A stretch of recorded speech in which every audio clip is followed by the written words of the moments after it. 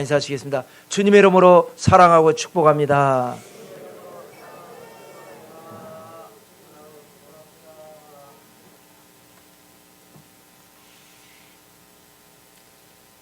제목을 따라서 하시겠습니다. 오병이어의 강론. 내가 곧 생명의 떡이니라. 이런 제목으로 말씀 나눌 때 한없는 은혜와 축복이 여러분의 삶에 넘쳐나시기를 주님의 이름으로 축원합니다. 사람은 기적에 관심이 많습니다. 그것은 어쩔 수 없는 현상입니다. 기적을 싫어하는 사람이 있겠습니까? 그런데 하나님은 물론 기적을 행하시는 하나님이시지만 기적을 통한 메시지, 그래서 이제 강론인데요. 베데스다의 기적도 중요하지만 그 베데스다의 기적을 통한 강론의 말씀, 주님의 메시지, 또 오병이어의 기적도 중요하지만 오병이어의 기적보다 더 중요한 게 뭐냐? 그 메시지가 주는 의미가 무엇인가? 교훈이 무엇인가? 이것입니다. 여러분, 사람이 아플 때 진통 효과를 주는 약이 아주 요긴하게 쓰입니다. 수술할 때도 그렇고 어떤 통증이 왔을 때 진통제를 먹으면 거짓말같이 통증이 잠깐 사라집니다. 그래서 아픈 사람에게는 이것이 꼭 필요하지만 그러나 지나치게 진통제를 의존하다 보면 그것이 바로 마약이 되는 것이고 결국은 몸과 마음, 영혼까지 파괴시켜버리게 되겠죠. 그래서 바로 기적이 그와 같다는 것입니다. 꼭 필요할 때가 있겠지만 그러나 그것보다도 중요한 것이 그 기적이 주는 메시지가 뭔가, 이것을 우리는 알아야 될 것입니다. 그래서 오늘은 이제 오병이어의 기적은 아주 짧게 기록되어 있습니다. 우리가 너무나 잘 아는 내용입니다. 그런데 오병이어의 기적에 따르는 주님의 메시지는 아주 긴 메시지인데 무슨 말씀을 하시는가? 세 가지로 정리를 하겠습니다. 은혜가 되고 복이 되시기를 주님의 이름으로 축원합니다. 첫째는 영생을 추구하라는 말씀입니다. 다시 한번 정리를 하면 갈릴리 호수를 중심으로 위에는 상요단강이고 아래는 하요단강입니다. 그래서 이 상요단강에서 내려와 가지고 만나는 이 갈릴리 호수 부근 좌우로 이 일대가 바로 예수님의 공생의 사역의 중심지입니다. 이스라엘의 이 나라의 중심지는 쭉 내려와서 하요단강에 있는 예루살렘이 바로 중심지고 수도지만 예수님께서는 이 변방에서 핵심적인 사역을 하셨습니다. 그래서 이 상요단강과 이 호수가 만나는 이 부분에서 동쪽으로는 베세다 광야 시골 마을입니다. 또 베세다뿐만 아니라 이 일대가 다 시골 마을입니다. 그리고 요단강 건너서 서쪽으로는 가버나움을 중심으로 한 신도시가 되겠습니다. 기적이 어디에서 일어났죠? 오병이어가 바로 이 베세다 광야에서 일어났습니다. 말씀에 은혜 받고 배가 고픈데 놀라운 역사가 일어나서 오병이어로 수만 명이 먹고도 12광주리가 남았습니다. 너무너무나 놀라운 역사였습니다. 그래서 사람들이 너무나 지나치게 이제 거기에 또 빠지니까 주님께서는 이럴 일이 아니다. 그래서 내가 사람들을 보내는 동안에 제자들에게 너희는 먼저 이 호수 저편으로 건너가라. 가버나움으로 가는 거죠. 그러면 그래서 제자들은 배를 타고 가는데 예수님께서는 사람들을 다 보내시고 산에 올라가서 기도하시는데 참 또 희한하죠. 호수 깊은 데로 들어온 것이 아니라 육지 쪽으로 해서 이렇게 가는데도 불구하고 바다도 아닌데 엄청난 광풍이 불고 파도가 일어났습니다. 그래서 산에 중례하고 있는데 예수님께서 급하게 기도를 멈추시고 물 위를 걸어서 제자들을 찾아오셨고 베드로로 하여금 물 위를 걷는 체험을 하게 하시고 배에 오르시니까 이 파도와 광풍이 일시에 잠잠하게 되는 또 하나의 기적이 일어났습니다. 그래서 이제 늦은 밤 시간에 가버나움에 도착한 겁니다. 그리고 이제 아침에 일어나 보니까 그때 해산시킨 이 사람들이 다 또 여기로 몰려온 거예요. 산을 넘고 요단강을 건너고 또 산을 넘어서 왔는지 배 타고 또 주로 이제 배를 타고 왔겠죠. 배 타고 이 호수를 넘어왔는지 간에 와가지고 예수님을 또 찾는 겁니다. 예수님께서는 야, 이럴 일이 아닌데 왜 이러는가? 그래서 하신 말씀이 영생을 추구하라는 말씀인데요. 여러분, 세상에는 세 가지 삶이 있습니다. 그렇게 하면 우리가 구분을 해볼 수가 있습니다. 하나는 뭐냐? 하나님 없이 세상에서 열심히 사는 삶입니다. 불신자의 삶이죠. 뭐 하나님 없이 사는데도 뭐 별탈 없이 사는 경우도 있고, 뭐 하나님 없이 살다 보니까 사고도 치고 문제도 만나고 절망도 만나는 경우도 있지만, 어떤 특별한 경우는 하나님 없이 사는데 잘 먹고 잘 살고 돈도 벌고 출세도 하고 성공도 하는 경우도 있습니다. 하여튼 하나님 없이 세상에서 열심히 사는 삶이 바로 불신자의 삶입니다. 그런가 하면 이 반대로 뭐냐?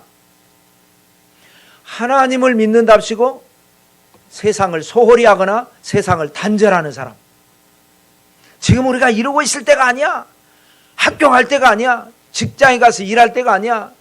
올라가세 구름 타고서 하면서 하는, 이게 뭐예요? 광신자적인 삶이고 이단입니다. 이걸 우리는 이단이라고 그러죠. 그동안 우리는 늘 있어 왔습니다. 둘 다 잘못된 거죠. 주님이 원하시는 삶은 뭐냐?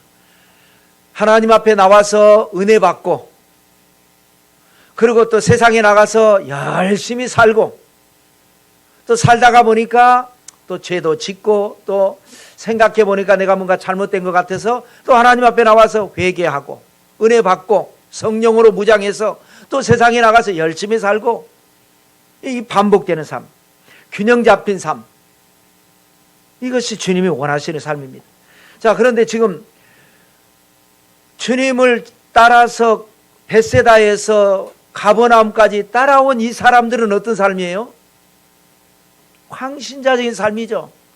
은혜 받았으면, 또 배불리 먹었으면 집에 가서 잘 자고, 또 세상에 나가서 목축을 하든지 어업을 하든지 농업을 하든지 장사를 하든지 열심히 살고, 그렇게 원하셔서 그렇게 말씀하시고 그래 세산했는데, 그 밤에 다시 또 여기로 몰려온 거예요. 그러니까 자, 볼까요? 26절과 27절 말씀입니다. 읽겠습니다.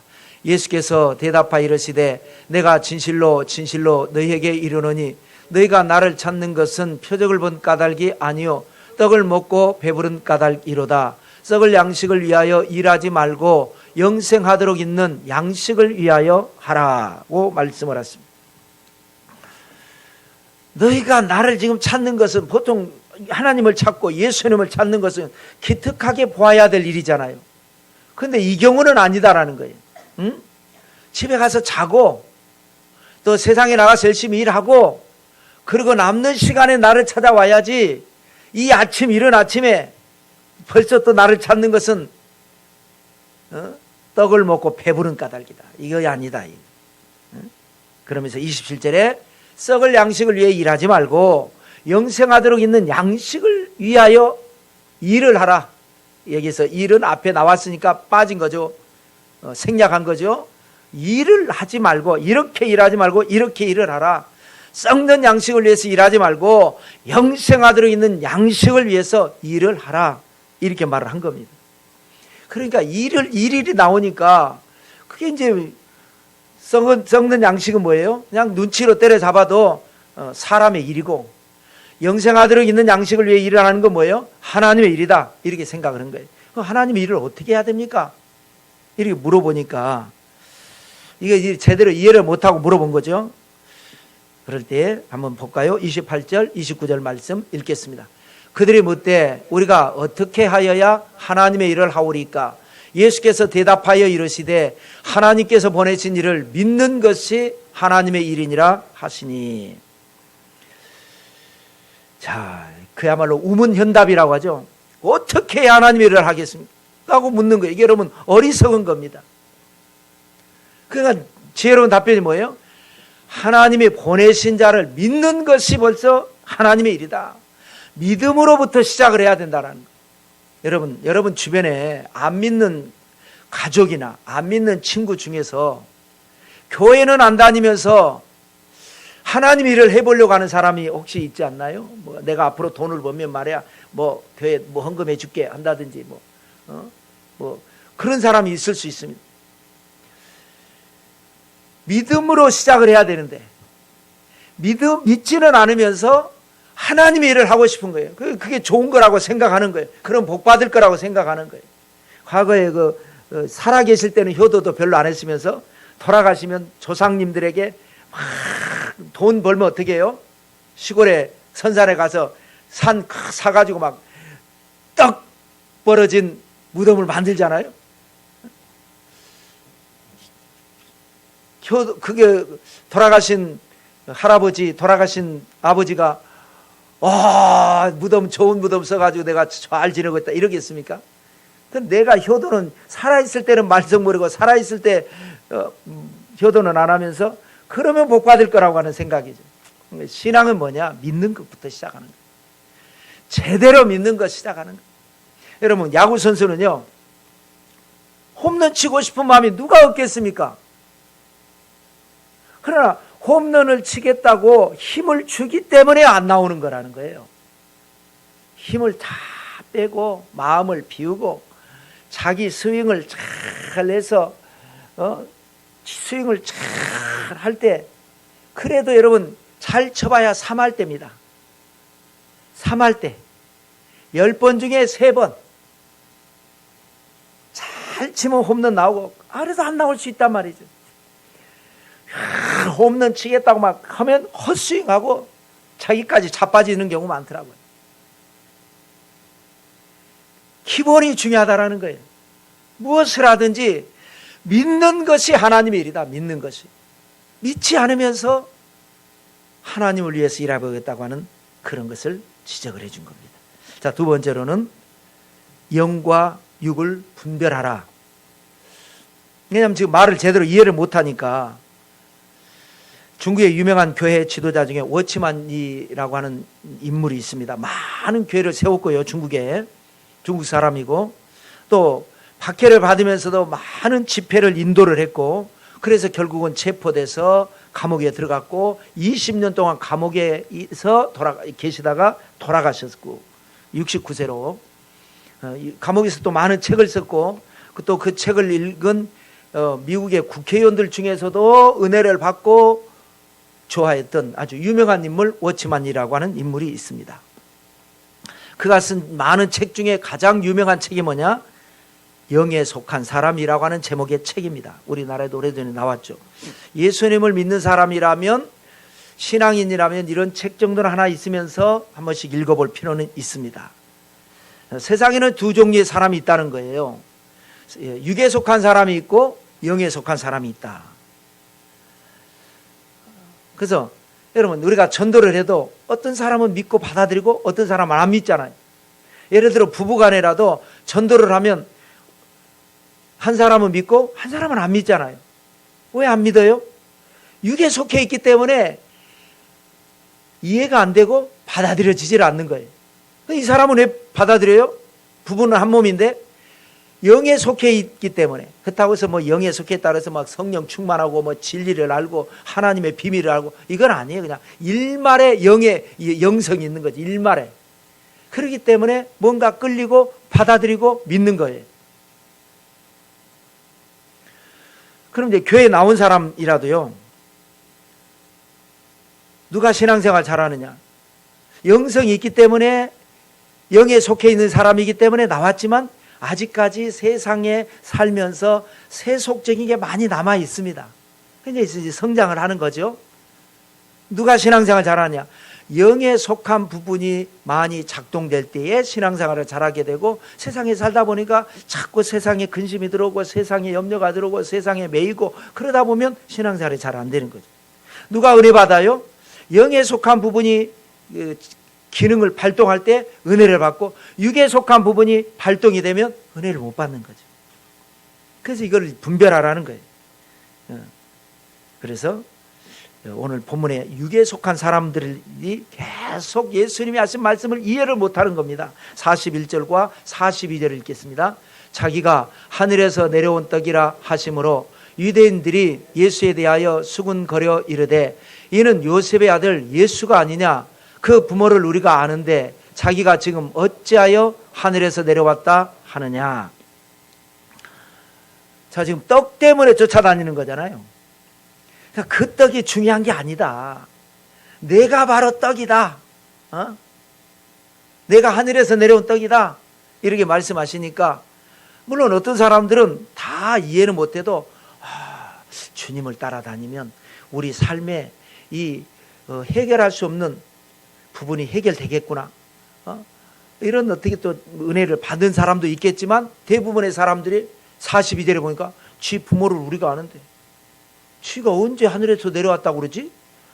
이해를 못하는 거예요. 왜 그러죠? 육에 속해 있기 때문에 이 말을 내가 하늘에서 내려온 떡이다라는 말씀을 전혀 이해를 못하는 겁니다.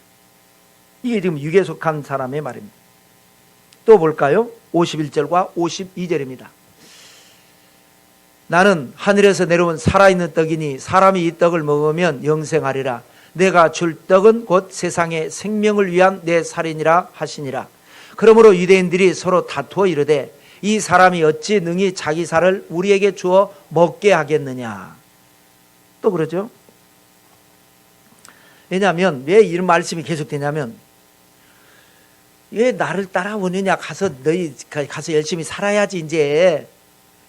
그러니까 이 사람들이 무슨 얘기했냐면 모세도 광야에서 떡을 줬지 않습니까? 우리 조상들에게 40년 동안 떡을 먹였지 않습니까? 그래서 그 떡을 먹고 광야를 잘 극복해서 적과 꾸린 가나안 땅을 들어와서 지금 우리가 이렇게 살고 있는 거 아닙니까? 그러면 그래 당신이 준 떡을 먹고 우리도 열심히 하려고 하는데 왜 이것이 잘못됐다고 합니까? 라고 한 거예요. 그러니까 그래 모세가 광야에서 떡을 준 것은 광야에서 농사를 지을 수도 없고 광야에서 목축을 해서 또 그는 하지만은 이동을 하다 보니까 새끼가 제대로 베지 못하고 낙태도 많이 하고 또 그 잡아서 번제도 드리게 되고 하니까 그걸 부족하니까 필요한 만큼 비상 식량으로 아침마다 만나를 내려주셨고 필요하니까 매출하기도 주셨지만 이제 정착에 살면 열심히 믿음으로 살고 또 세상에 나가서 열심히 일을 하고 이런 균형 잡힌 삶을 살아야지 떡을 먹고 나를 이렇게 아침이고 새벽이고 쫓아다닌다고 이게 아니다. 그러면서 내가 바로 생명의 떡이다 라고 하는 말씀인데 이 떡을 먹으면 그래서 이제 이 말씀에서 우리가 성찬에 대한 말씀이 나오는 겁니다. 이 떡을 먹으면 영생을 한다. 이게 뭐예요? 십자가를 말을 하는 겁니다. 내가 이제 죽는다. 내 몸을 찢은다. 누구든지 나를 믿는 자는 멸망하지 않고 영생을 얻는다. 그 말씀을 이해를 못하니까 52절에 어떻게 자기 살을 찢어갖고 우리한테 준다는 거지? 이해가 안 되네. 우리가 뭐 식인종이야 뭐 사람 고기를 먹겠다는 거야. 이해를 지금 전혀 못하고 있는 거예요. 왜 그러죠? 결론은 하나입니다. 육에 속해 있기 때문에 영의 말씀을 전혀 이해를 못하는 겁니다. 그래서 결론은 뭐예요? 60절입니다. 읽겠습니다. 제자 중 여럿이 듣고 말하되 이 말씀은 어렵도다. 누가 들을 수 있느냐? 무리들이 아니죠. 무리들이 아니라 제자 중.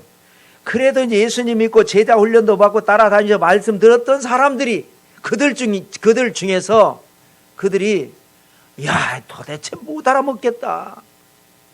왜 못 알아먹어요? 한 가지. 육에 속해 있기 때문에 그렇단 말이에요. 육에 속해 있기 때문에. 그러면 영에 속한 사람은 어떻습니까?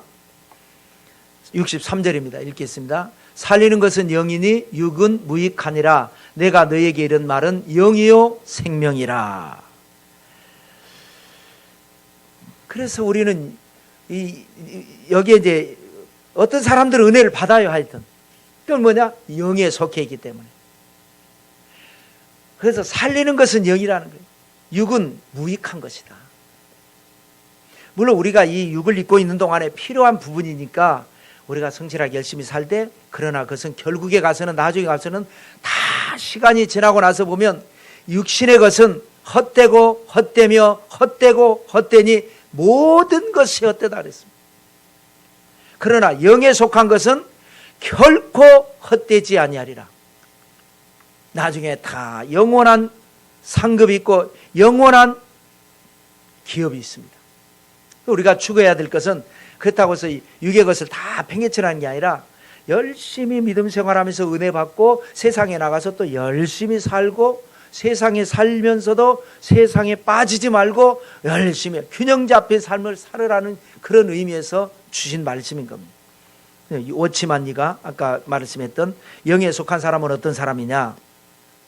세상이 아무리 화려하고 세상이 아무리 매력적으로 보여도 거기에 흥미를 느끼지 않는 사람이 영에 속한 사람입니다. 반대로 육에 속한 사람은 어떤 사람이에요? 세상을 보고 빠지는 거예요. 와, 매력 있다. 와, 화려하다. 아브라함과 롯이 그랬지 않습니까? 여러분, 아브라함과 롯이 하나님께서 아브라함을 부르셨습니다. 너는 너의 본처 친척 아버지 집을 떠나 내가 내게 지시할 땅으로 가라. 내가 너로 큰 민족을 이루고 내게 복을 주어 내 이름을 창대케 하리니 너는 복의 근원이 될지. 이것은 여러분 나중에 모세가 기록을 할 때에 결국은 아브라함의 혈통에서 나왔기 때문에 이렇게 기록한 것이고, 분명하게 성경을 보면 부를 때에 아브라함의 아버지 데라가 아브라함과 그 동생들하고 조카들, 손자들까지 해서 그렇게 해서 나온 겁니다. 한 가족이, 가문이 나온 거예요. 아브라함을 부른 게 아니라 한 가문을 부른 겁니다. 근데 하나님이 불러서 아멘하고 순종해서 미래에 대한 비전 아니겠습니까? 이 본토 친척 고향 땅을 떠나는 게 여러분 쉬운 일이 아닙니다. 그러나 믿음으로 순종했습니다. 내가 너로 큰 민족을 이루겠다고, 이름을 창대케 하겠다고 그래서 비전을 가지고 나왔어요. 나왔는데 어떻게 됐습니까? 하란 중간에 오니까 아버지가 돌아가셨어요. 좋은 일이 있어야 되는데 그런 일이 있어요.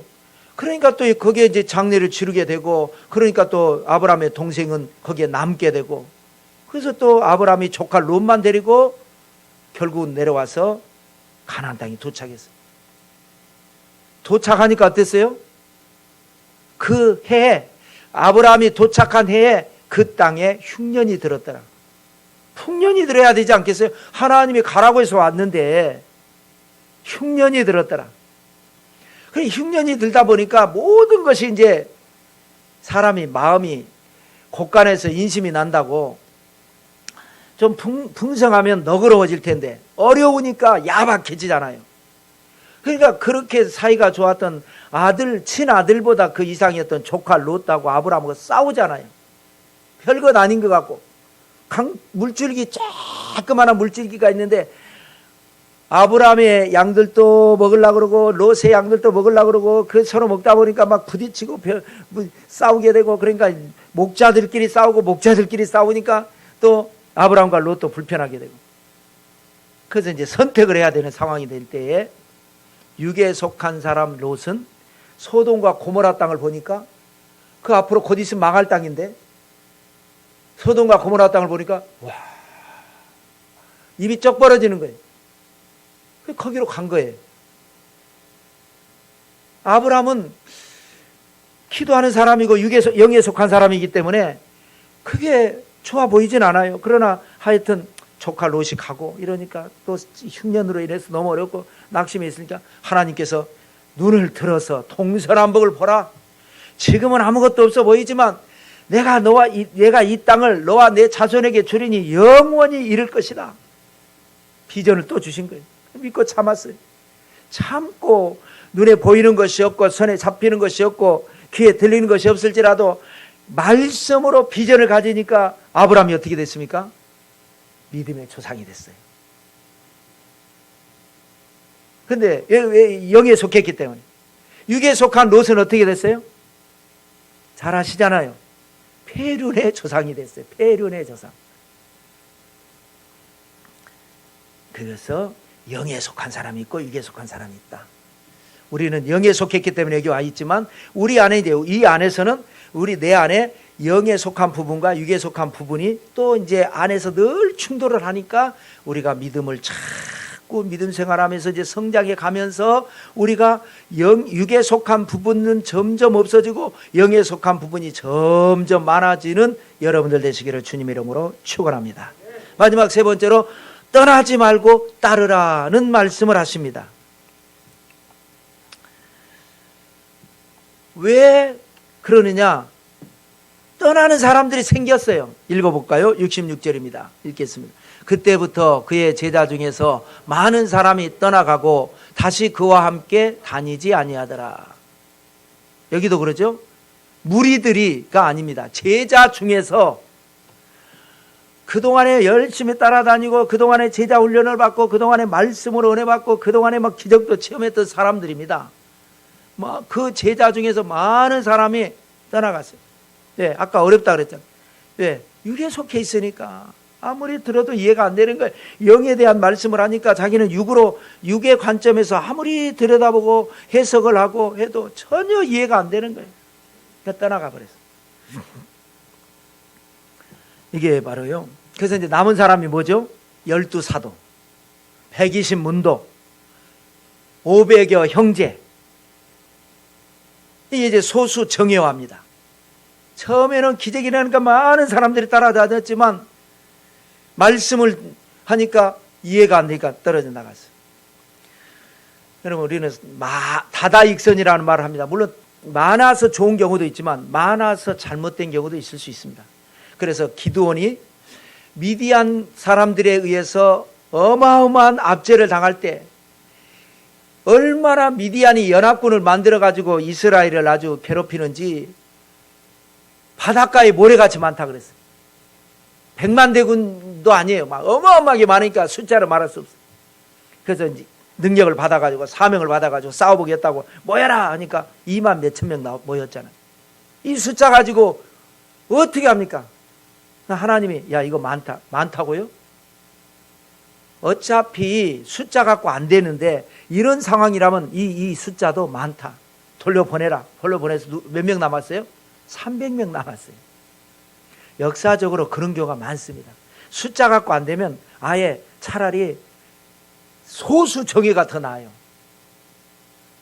그래서 잠자고 있는데 그때에 300명만 데리고 가가지고 항아리에다가 횃불하고 나팔 들고 가가지고 이 잠자고 있는 사람들 이 삼면에서 딱 서가지고 갑자기 항아리를 깨니까 여러분 300개 항아리가 깨지면 자고 있는 사람들이 어떻겠어요? 기절 초풍을 하는데 횃불이 막 드는데 여기서 불이 확 저기서 확 저쪽에서 확 뛰어나오는데 막 나팔을 불어 제끼니까 이 사람들이 혼란이 와가지고 왜냐하면 연합군이니까 자기 군대가 아니잖아요. 그러니 서로 싸우고 서로 치고받고 해서 엄청 죽고 도망가 버려서 그래서 이긴 거 아니겠습니까? 여기가 숫자가 많다면 숫자로 싸우는데 숫자가 적으면 이 숫자 갖고 안 되는 거예요. 차라리 아예 그냥 다 빼고 소수 정예로. 예수님께서도 이 많은 사람이 따라오니까 억지로 어려운 얘기를 자꾸 하시는 거예요. 아이고 어려워 무슨 말인지 모르겠네. 영의 말씀을 하시니까 육에 속한 사람들은 다 빠지고 남은 12사도 120문도 500의 형제인데 500의 형제들이 예수님 승천할 때 다 봤어요. 근데 그 사람들까지도 빼고 나중에 마가의 다락방에서 성령 받은 사람들이 120문도입니다. 그 사람들을 통해서 3,000명이 회개하고 5,000명이 회개하고 그래서 예루살렘 교회가 세워지게 되고 안디옥 교회가 세워지게 되고 사마리아 부흥운동이 일어나게 되고 로마의 교회가 세워지게 되고 로마가 기독교 국가가 되는 기적이 일어난 줄로 믿습니다. 그래서 이 사람들은 떠나는 사람들이고 이제 따르는 사람들 볼까요? 67절, 68절, 69절을 읽겠습니다. 예수께서 12 제자에게 이르시되 너희도 가려느냐? 시몬 베드로가 대답하되 주여 영생의 말씀이 주께 있사오니 우리가 누구에게로 가오리이까? 우리가 주는 하나님의 거룩하신 자이신 줄 믿고 알았사옵나이다. 이 베드로가 참 실수도 많고 한성질하고 이랬다 저랬다 하고 그런데 수제자가 된 비결이 바로 여기에 있습니다. 주님이 물어보실 때마다 대답을 잘했어요. 처음 만났을 때 어땠습니까? 깊은 데로 가서 그물을 내려 고기를 잡으라. 말도 안 되는 소리예요. 고기 잡는 것은 예수님보다 베드로가 훨씬 잘 알고 밤새도록 그물질 해봤지만 한 마리도 못 잡았어요. 말도 안 되는 일이 그때 일어났어요. 낚시를 해도 몇 마리는 잡는데 그물을 내려가지고 밤이 새도록 했는데 한 마리도 못 잡았어요. 깊은 데로 가서는 그물을 내리면 또 안 되죠. 이 바닥이 있어야 이게 탁 해야 잡아내는 거지. 깊은 데다 그물 내리면 이 물고기들이 싹 빠져나가 버리죠. 그런데 베드로가 뭐라고 얘기했습니까? 말씀에 의지해서 내가 그리 하겠습니다 했더니 어랍쇼 밤새 안 잡혔던 물고기가 2배의 체험에 잠기게 되는 엄청난 기적이 일어났죠. 또 가이사랴 빌립보 지방에 갈 때 갑자기 주님께서 사람들이 나를 누구라 그러느냐 이렇게 저렇게 말합니다. 그럼 너희는 나를 뭐라고 그러냐? 그러게 따라다니긴 했지만 예수님이 어떤 분이지? 막상 물어보니까 다 대답 못하는데 베드로가 주는 그리스도시요 살아계신 하나님의 아들이십니다. 예수님께서 감동해서 내가 이 반석에 내 교회를 세우리니 음부의 권세가 해하지 못하리라. 베드로가 하여튼 이 멍청한 짓도 많이 하고 실수도 많이 하고 그랬는데 중요할 때 대답을 잘했어요. 지금 여기도 그런 거 아니겠습니까? 67절에 떠나가니까 너희도 갈래? 68절 베드로가 영생의 말씀이 주님께 있는데 우리가 누구에게로 가겠습니까? 기가 막힌 말을 한 거예요. 그리고 더 중요한 건 69절입니다. 우리가 주는 하나님의 거룩하신 자이신 줄 믿고 알았습니다. 이게 여러분 기가 막힌 말입니다. 여러분 우리는 우리의 지식이라고 하는 것은 한계가 있습니다. 사람마다 솔직히 뭐 잘난 척한 사람들이 있어갖고 뭐 자기가 대단한 것 같고 뭐 자기가 박사라고 그러고 자기가 이 전문가라고 그러고 그래서 이 뉴스 보면 막 그러잖아요. 자기가 잘났어 아주. 뭐 이 세상은 이래야 된다고 또 저기 저래야 된다고. 뭐 대단하긴 해요. 그러나 어떤 사람이라도 우리가 알고 있는 것보다 모르고 있는 게 훨씬 비교할 수 없을 만큼 많은 거예요. 우리가 아는 건 요만큼 아는 거예요. 요만큼도 아니고 아주 눈꽃만큼도 아닌 거예요. 베드로도 지금 아는 건 아닙니다. 나중에 예수님 모른다고 부인도 하잖아요. 그런데 중요한 게 뭐냐? 믿고 알았사옵나이다. 안 게 아니고 배운 것도 아니고 뭐 경험한 것도 아니고 아는 게 아니고 믿으니까 깨달아진 거예요. 믿으니까. 그래 알게 되는 거예요. 알아서 아는 게 아니고 믿으니까 하나님께서 알게 해준 그 주는 그리스도에서 살아계신 하나님의 아들 그것도 뭐라 그랬어요? 주님께서 이를 내게 알게 하니는 혈육이 아니요 하나님이 너를 알게 해준 거다. 믿으니까 알게 해준 거예요. 그래서 우리가 중요한 게 뭐냐? 잘 믿으면 하나님이 깨닫게 해주시는 은혜, 남이 알지 못하는 것을 알게 해주시는 은혜, 그래서 영에 속한 사람이 되고 그래서 하나님의 복을 받고 하나님의 응답을 받고 기적을 체험하게 될 줄로 믿습니다. 자, 오늘 본문의 요지가 뭡니까? 썩는 양식을 위해 일하지 말고 영생하는 양식을 위해 일을 하라, 이 말씀이에요. 그러니까 어떻게 하면 영생을 얻는 양식을 위해 일할 수 있냐고 그렇게 물어보니까 영에 속한 사람이 되면 그렇게 된다. 영에 속한 사람, 육에 속한 사람이 되면 아무리 해도 안 되는 거고, 너 자신이 어떤 사람이냐가 중요하다. 영에 속한 사람이 되면 그렇게 된다. 어떻게 하면 영에 속한 사람이 되냐고 이제 물어본 거 아니겠습니까? 결론적으로는 어떻게 하면 영에 속한 사람이 될 수 있냐고. 그것도 방법이 없는 겁니다. 그냥 주님을 따르다 보면 영에 속한 사람이 되는 거예요. 많은 제자들이 떠나가 버렸어요. 이 베드로도 뭘 안 게 아니에요. 그런데 그냥 믿음이 온 거예요. 그래서 그냥 따라다니다 보니까 그 중에도 많은 실수가 계속 있었지만 결국은 영에 속한 사람이 되고, 영에 속한 사람이 되니까 열매를 맺게 되고 그렇다라는 거예요. 자, 그러면 여러분은 어떻습니까? 여러분은 영에 속한 사람입니까? 육에 속한 사람입니까? 저 자신이 나도 임성명 목사가 지금 영에 속한 사람이야, 육에 속한 사람이야. 내 자신을 베드로하고 비교해서 한번 생각을 해봤습니다. 뭣도 모르고 예수님을 따랐다라는 거 뭐예요? 교회 예수님 믿고 교회 나왔다는 거 뭐예요? 영성이 있다라는 거예요. 그러나 그 부분이 미약하겠죠. 한 3% 있나 5% 있나 일말의 영성이 있으면 전도를 받을 때 오게 돼 있습니다. 지금 여러분들이 전도를 했는데 아직 교회 안 나온 사람들은 지금 이제 심고 있는 겁니다. 씨앗을 심고 있는 겁니다. 어느 날 영성이 이제 그것이 싹이 나고 자랍니다 보면 어느 날 어떤 계기에 교회에 나오게 될 거예요. 하여튼 자 저도 예수님을 내가 믿었다는 건 뭐냐? 일말의 영성이 있기 때문에 믿은 겁니다. 베드로하고 비교해 볼 때. 그러다가 예수님 따라다니다 보니까 은혜도 받고 깨우침을 받기도 하고 그러다 보니까 이제 3%에서 5%가 되고 5%에서 10%가 되고 막 이제 성장해 나가는 겁니다. 그러다 보니까 제자들은 답변을 못 하는데 베드로는 우등생이 돼가지고 대답을 착착 잘하게 되고 인정을 받게 되고 그런데 나중에 예수님이 죽으시니까 나 예수님 모른다고 맹세하고 저주까지 하면서 예수님 모른다고 부인한 게 뭐예요?